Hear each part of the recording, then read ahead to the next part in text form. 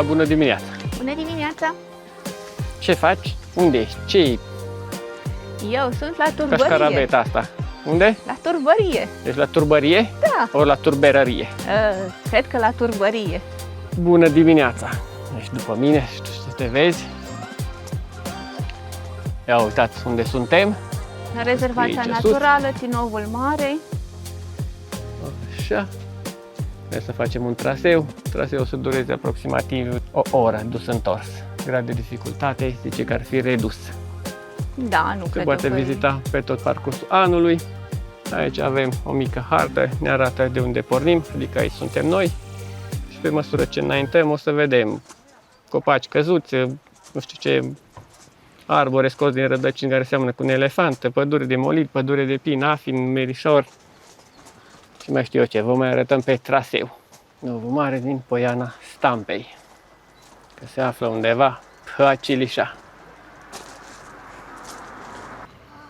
În fine, o să vă mai filmăm și vă mai povestim pe traseu. Nu, Gabi? descoperim pe parcurs. Mergem? În timp ce înaintăm. De importanță comunitară Natura 2000.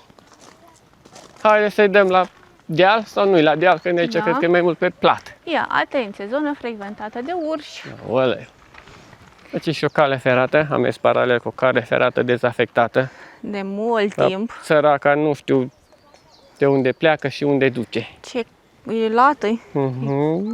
Nu-i din asta de mocăniță. Nu de mocăniță, asta mă refer.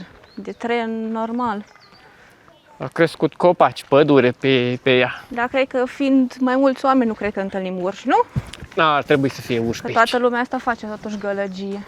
Oh, și am început intrarea pe traseu. Am venit echipați ca de oraș. Nu ne-am Semi-oraș. luat bocanci de munte. Nu, pentru că vom avea... Adică mergem așa. Pe potecuțe cred că mergem. Da. Pentru că turbărie înseamnă de fapt o mlaștină. E frumos și plăcut că e răcoare. Ce răcoare pe aici. Da. Și mirosul acesta de brad Uh-huh. e perfect. A, se vede că a plouat ieri. Da. Uite și băncuțe Am ajuns la interesante. primele băncuțe, pe câțiva pași. Ia uitați. Unde ne aflăm aici? Ne aflăm într-o pădure de molid. Da. După cum se poate vedea, e foarte densă și ramurile din partea de jos sunt uscate. Dacă observi la majoritatea copaci, o să chiar la toți copacii. Și știi care este cauza? Care? Fiind atât de densă, soarele nu pătrunde până jos, deci practic nu e un copac De asta îți mort. vezi doar sus, că sus au lumină. Exact. Tună? Iar? Aici ce avem, Gabi? Ce sunt amprentele Aici astea? eu zic că este amprenta la sol, pe pământ, a diverselor animale care se găsesc în această rezervație. Hai să vedem. Vulpe. Vulpei? N-am nimerit. Al doilea eu am zis că e O copită de, nu știu, copită de ce? căprioară, nu? De căprioară? Hai să vedem. De Mamă, de mistreț. Și n-am nimerit nici aici. Ăsta-i? Ce am zis că ar fi? Aici că nu mi-am dat, nu mai știu ce zis. Ceva de psic. Psică, nu. Lup. Lup, ăsta e lupul abia. Următorul. Aici e o copie. Aici e cerbul. Aici e cerb. Am crezut că celălalt. Și următorul asta e urs. E urs, clar. Am nimerit doar unul. Mm. Degeaba merg și fac drumeții, că nu mă pricep. Următoarea chestie, ce ne arată aici? Avem aici păsări Păsări. pe care le putem întâlni. Aici eu am zis că e un pic de noroc ca să întâlnești Mierlă. cu toate aceste păsări. Sfârâitoare, Pitulicea, pitulici sfârâitoare, ciocănitoare ciocănitoare neagră, ciocănitoare pestriță. pestriță. Și mai departe, aici avem câteva informații despre Da, arborii practic. căzuți. De aici am aflat de ce sunt așa mulți arbori căzuți, practic din cauza vântului. Pădurile de conifere sunt mai puțin rezistente la vânt decât cele de foioase. Pe această rezervație naturală din Tinovul Mare se aseamănă cu tundra nordică. Turba stochează apa de ploaie. Multă apă de ploaie reduce riscul de inundații, eliberează treptat apa, cică în perioadele de secetă, și ar reține cantități importate de carbon în turbă. Uite, aici zici. Ce sunt tinovele și cum s-au format. Uite, etapa 1. Apa se acumulează în zonele mai joase cu substrat impermeabil. Etapa 2. În timp, plantele din jur mor și părțile acestora cad în apă. Adică se formează depunerile astea. Așa, etapa 3. Mamă, uite, apa dispare cu totul în etapa 3. Din cauza cantității scăzute de oxigen din apă, resturile vegetale se descompun foarte greu, acumulându-se în straturi sub formă de turbă. Deci abia aici se Și formează asta e turba. turba. Etapa 3. Hai, și aici au crescut și mai mult. Bună ziua! O, da, și mare. Și etapa 4. Zona joasă se umple cu turbă și în timp se bombează. Dar de ce se bombează? A început să apară barba ursului sau nu știu cum este, cum îi zicem noi. Zone mlăștinoase. Ar trebui să vedem și plante carnivore. Uitați. Da, și s-a schimbat. Mamă, de tot tună. Plante carnivore, dăm îndată peste bananieri, cocotieri, dar încă nu, că suntem la început. Trebuie să ne aventurăm mai mult încolo în profunzimea turberăriei. Să știi că am zis corect, nămolul se folosește sub formă de băi sau împachetări calde. N-am spus că n-ai spus corect, nu te-am contrazis. Afecțiuni reumatice, relaxarea musculaturii. Oare se mai extrage de pe aici nămol din ăsta turbă sau nu cred? Posibil, nu știu. Nu știm. Un fel de techerghiol. Da. Dacă acolo îl extrage din lac. Aici, nu știu de unde îl extrag ei. Afinul. Afinul și merișorul. Sper să nu ne prinde ploaia. Ci că în timpul celui de-al doilea război mondial, pentru îmbunătățirea vederii pe timp de noapte, piloții primeau ca hrană o cantitate semnificativă de afine. Știai? De unde să știu? Nici nu știam că afinele sunt bune pentru vedere. Am mai aflat ceva. Vinețele am găsit aici și pe Gabriela. Tu ce ai găsit aici interesant? Am aflat aici despre procesul de turbificare, adică în acest proces intră mușchii de turbă. Practic, turba se formează după câteva secole. Aici vorbesc ce ziceam eu despre carnivore, roa cerului. Deja intri în prea multe detalii. Da. Roa cerului. Da, este o plantă carnivoră. Trunchi de pin. Adică ea și-a făcut stilul ăsta de viață carnivor ca răspuns la mediul foarte sărac în care trăiește. Uite, găsim și bumbăcărița, care am găsit-o în Munții Rodnei. Ce avem niște secțiuni de trunchi. Aici ce-i? Ia uitați.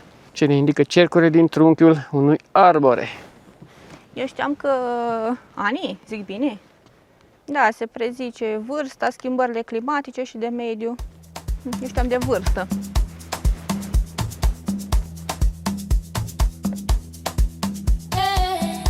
Sunt multe tufe de merișor pe aici prin... Se coc în perioada septembrie-octombrie. Prin pădurea asta, dar nu sunt coapte. Da, păi...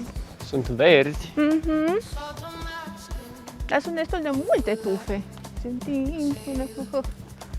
E chiar plăcut așa, liniștit să te plimbi, având în vedere că nu mai sunt oameni sau mai dus în față, în spate. Mai tun așa din când în când, se mai aude în fundat tuntunet. Ne împinge așa, hai, mai repede. În schimb, e relaxant. Plăcut.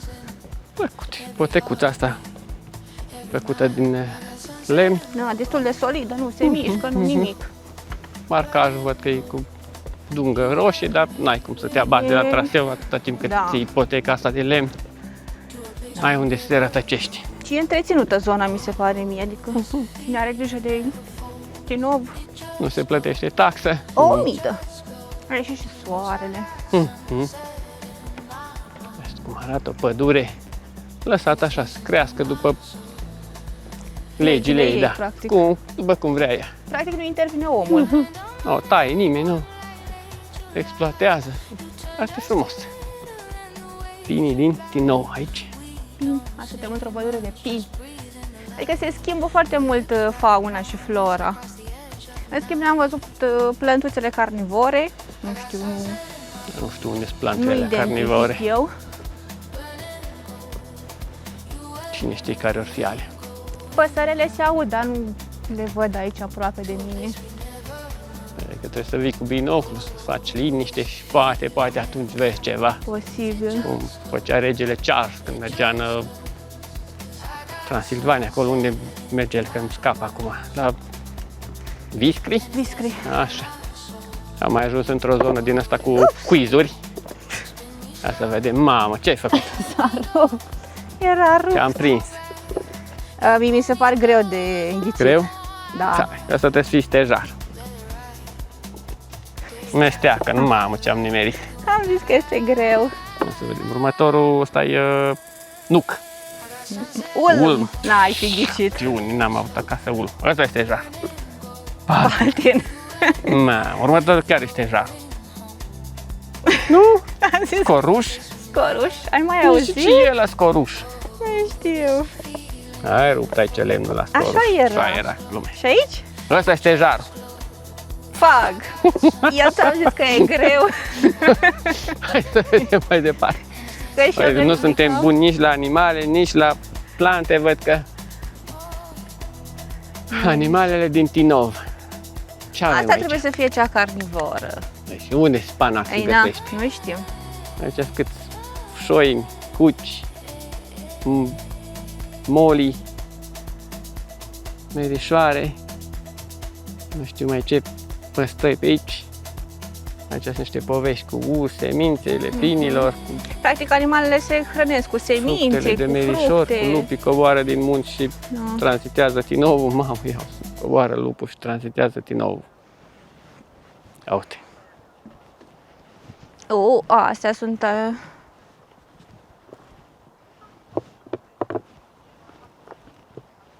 iepuraș.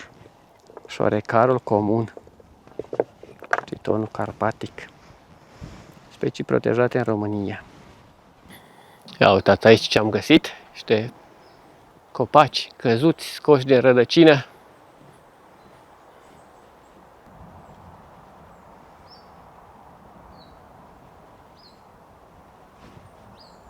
Și ce așa de ușor de scos, n-au rădăcini prea fipte în sol sau care e faza? Da, De ce sunt smulși așa de ușor? practic solul este slab nutritiv.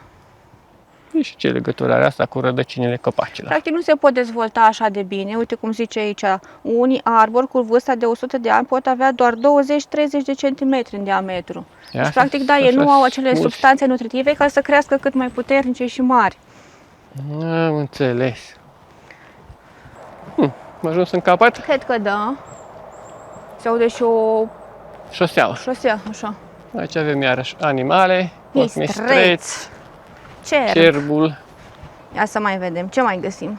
râsul, Râsul, ca o psică. lup, Lup, cocoș de munte, aha, ce l-am... Ursul, nu vrem să-l întâlnim pe urs. porc mistreț. Și porcul și mai e ceva? Nu. Ajungem de unde am Cerbul. plecat. Vizitați și alte arii protejate din județul Suceava. Este naturală Codru secular Slătioara. Pietrele Doamnei era rău, trebuie să mergem când n-am mai fost de ceva vreme, trebuie să urcăm și până sus. Codrul secular Giumalău. Pădurea Zamostea, lung. Stați aici, fetelor. Moara Aici, Dracului. băieții, băieții. Și pe aici ar trebui să mergem, să urcăm pe la rău prin Moara Dracului, adică prin Câmpul Unghești. Am zis noi că trebuie să facem o drumeție odată, dar nu știu când. Saievi și... Dragomirna.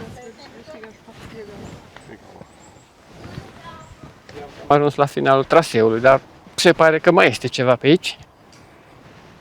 Să coborâm puțin pe aici prin rădăcinile acestea de molid. Și ajungem. Sau ăsta e capătul, de fapt. Aici e capătul. Cred că da. Cam ăsta e. Se cam termină pădurea, nu mai pădure pe aici, cam luminiș. Asta Oricum, vedem. e cea mai mare zonă de turbărie din România, aici. Ajungem în sat sau unde ajungem pe aici? Nu La știu, localnici? da, uite case încolo. Trebuie să fie o apă, cred că, aici, în capăt. Ai văzut-o pe hartă sau? Bănuiesc eu de ce ar fi Pe râu? polul ăla acolo așa. Este un podeț acolo. Da, cum vi s-a părut? Interesant. Dacă ajungeți prin zona Vatra Dornei, se merită de venit și până aici. Cât a făcut din Vatra Dornei până aici? Sfert de oră, 20 de minute? Cam așa. N-am fost niciodată și am tot auzit de rezervația aceasta cu turbă. Și am zis, hai să vedem și noi. Aici avem Dornișoara. Dornișoara, Dornișoara. un fel de Dorna, dar mai mică. Dar e murdărică. Și plouat pe undeva și a venit apa murdară. Tot tun aici undeva, sus încolo, se formează o celulă și Ne amenință. ne amenință, tot tun în continuu, dar poate nu o să vină. Ăștia vin invers. Cred că e drumul principal acolo. Adică se poate veni și pe partea asta la altă? Da. Mhm. Nu-i drumul principal? Nu știu. O fi drumul ăsta care duce spre pasul, Pasul Tihuța? Cred că da. Cred că e da, prea pe acolo pe circulat, sus. văd că. Că noi am venit cu mașina undeva, roata, am intrat, am făcut o stânga. Cred că 3 km de la drumul principal, nu? Hai, treci podețul? De ce? Așa, ca să te înveți cu podeți. Da, Îndată o să mergi la Bicăjel și sunt sigur că ai să te mioni pe acolo. Că neapărat. Ia uitați. Na. La ce ai trecut așa repede? A fost frică? Ca să fiu safe. Da, cam asta a fost și rezervația naturală de la Tinovul Mare, cea mai mare rezervație de turbă din România. Vă zicea Gabriela, nu? Că are Aproximativ 700 de hectare. 700 de hectare. Bine, noi nu le-am străbătut acum, că ne-am mers doar pe potecă pe aici. Da. Știi Pentru că tot e de fapt o mlaștină, o pernă mare de apă. Mare de apă, sub tot acest mușchi. E o mlaștină. Turba asta se comportă ca un burete, acumulează apă. Și asta s-a format în mii de ani. Și după cum ziceam și mai devreme la un panou din ăsta informativ, a crescut mușchiul, care nu s-a descompus complet din lipsa oxigenului. În fine, cu alte cuvinte mai simple, tot ecosistemul este o imensă mlaștine, un imens burete natural care reține cantități uriașe de apă și se simte și umezeala aici Da, față de intrarea pădure. pe traseu e diferit climatul. Copacii cică pitici, vedeți că sunt copaci pitici, nu sunt copaci mari. Dar de fapt acești... Exact ce ziceam eu, dacă ei pot să aibă 100 de ani, dar diametru și înălțimea lor să fie mult mai mică, pentru că solul este slab nutritiv. Nu-s Și el dezvoltați. nu are cu ce să se dezvolte. Copacii pitici sunt de fapt copaci bătrâni. Un copac care arată ca un puiet de câțiva ani are în realitate peste 80 sau chiar 100 de ani. Asta mă și miram eu. De ce îi smulge vântul din rădăcine? Uite, că ei nu sunt dezvoltați cum trebuie și au rădăcinile așa doar la suprafață. Ce să vă mai zicem? Aerul, nu putem să vi-l arătăm, dar e un aer foarte curat, e umed, datorită acidității crescute și a mușchiului. Bacteriile și ciupercile rezistă foarte greu aici. În timp ce ne uitam după plantele carnivore pe marginea potecii, îmi zice Gabi, ia uite ce... Chiar ai avut dreptate, solul chiar e mlăștinos și umed. Să vă arătăm și vouă. Calcă puțin.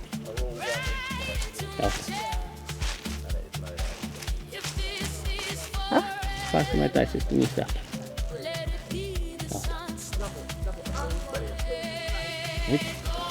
Pe acolo, prin față, am intrat și am ieșit din rezervație. Cam cât a durat, Gabi, excursia asta. Mers, filmat, povestit, căutat floarea carnivoră, nu știu, 2 ore oare, dus întors? Sau nici chiar.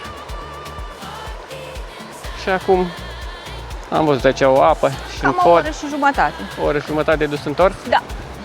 Am văzut podul acesta și apa și hai să venim până aici. Să vedem cum arată apa, ce curge pe aici. E râul Dorna, am înțeles că. Acolo niște vaci. Da, uitați-vă.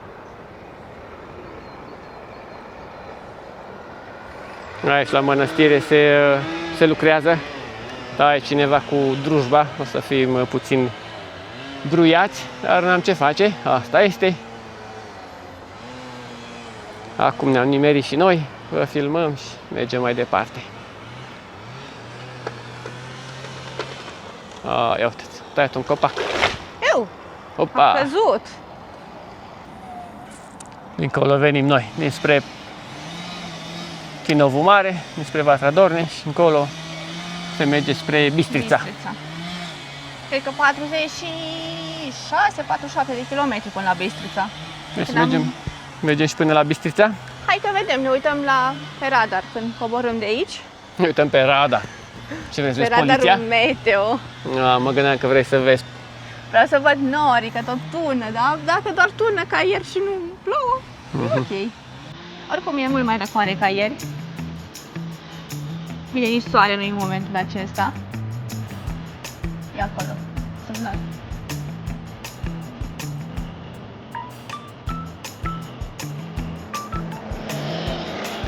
Acolo, în centrul cadrului, în depărtare, o să dau eu mai mult zoom de acasă. Se vede hotelul Dracula, hotel-restaurant, cred că. Parcă ultima dată când am fost noi pe acolo era închis.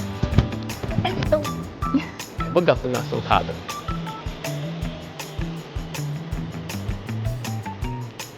Da, zice că a fost închis din cauza unor probleme financiare majore și a costurilor uriașe de întreținere, urmate de o schimbare de proprietar care a blocat temporar activitatea turistică.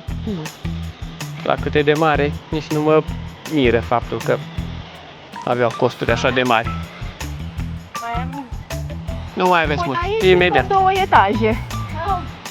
Încetișor, treaptă cu treaptă o să ajungeți, încetișor. Sport! Sănătate! Bună ziua! Bună ziua!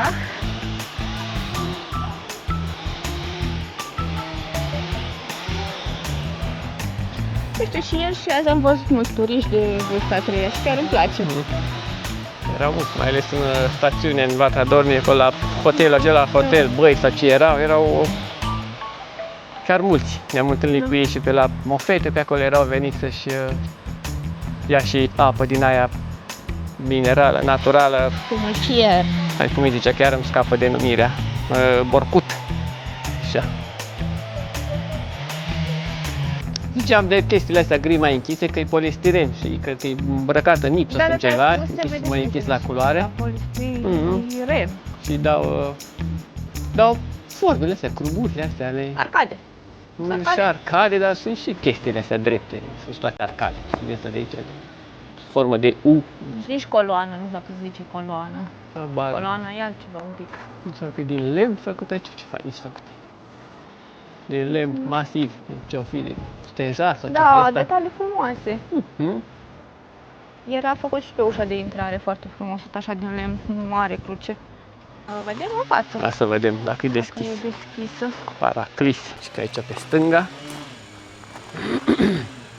Cred că e mănăstire de măicuțe, că am văzut o măicuță. Asta e mănăstirea cea mică. E stilul bisericii vechi care a fost demolată la mine în sat. Tot așa așa erau era icoane. biserica ta? Erau icoane pe pereți. Da. Da, chiar uite, sunt icoane. Da. Nu e pictură.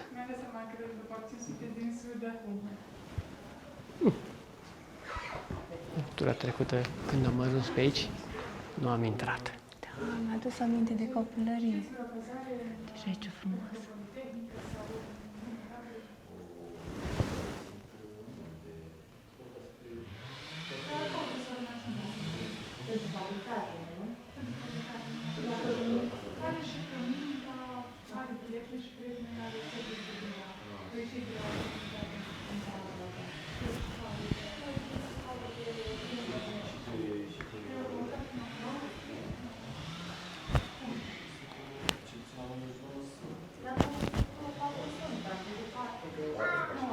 Și acolo sus balcona și acolo stă corul, nu?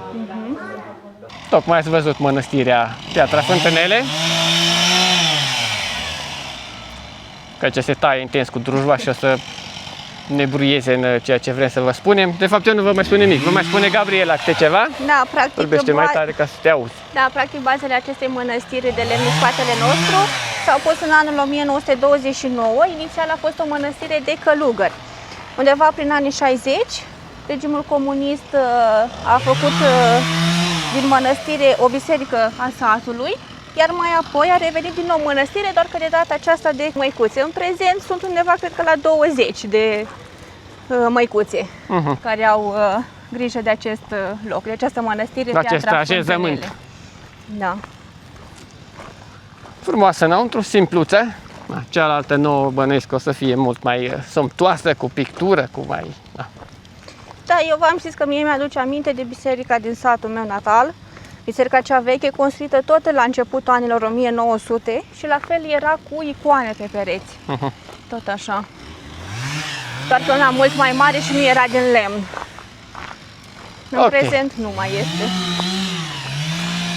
Cam asta a fost incursiunea noastră scurtă la punctul de interes cu numărul 2. Am zis că mă uit pe radar, dar uitându-mă pe cer, cred că putem merge liniștiți la Bistrița.